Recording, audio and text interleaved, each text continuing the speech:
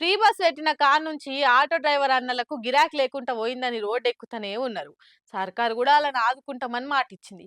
కాకుంటే అవి మాటల వరకే పరిమితమైనయి.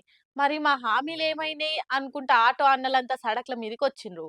వాళ్ళకి మేమున్న ధైర్యం ఇస్తుండు హరీష్ సారు.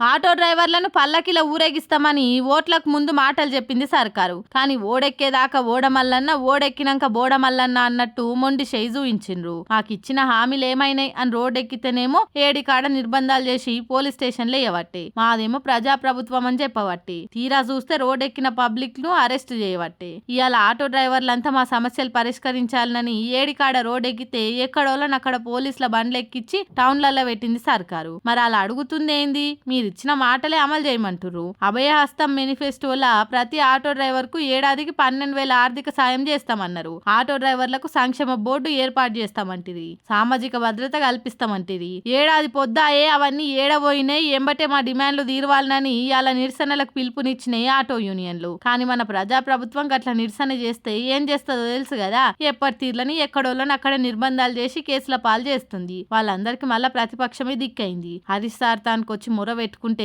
ఎవ్వరు ధైర్యం చేయొద్దు, మీకు మేమున్నాం, మీ తరపున మేము కొట్లాడతాం, మీకు న్యాయం అయ్యేటట్టు చేస్తామని మాట ఇచ్చిండు హరీష్ సారు. అటు కేటీఆర్ సార్ను కూడా కలిసి ఆటో యూనియన్లంతా మద్దతు కోరినాయి. తప్పకుండా మీ వెనక పొంటి నిలబడి మేము కొట్లాడతామని చెప్పుకొచ్చిండు సారు. ఇట్లా కష్టం వచ్చిన ఎవరైనా అధికార పార్టీల తాను కాకుండా ప్రతిపక్షం ఆకిట్ల ముందు నిలబడి గోసలు చెప్పుకుంటుర్రంటే సర్కార్ సమర్థత ఏ తీర్లుందో అర్థం చేసుకోవచ్చు. ఏమంటారు?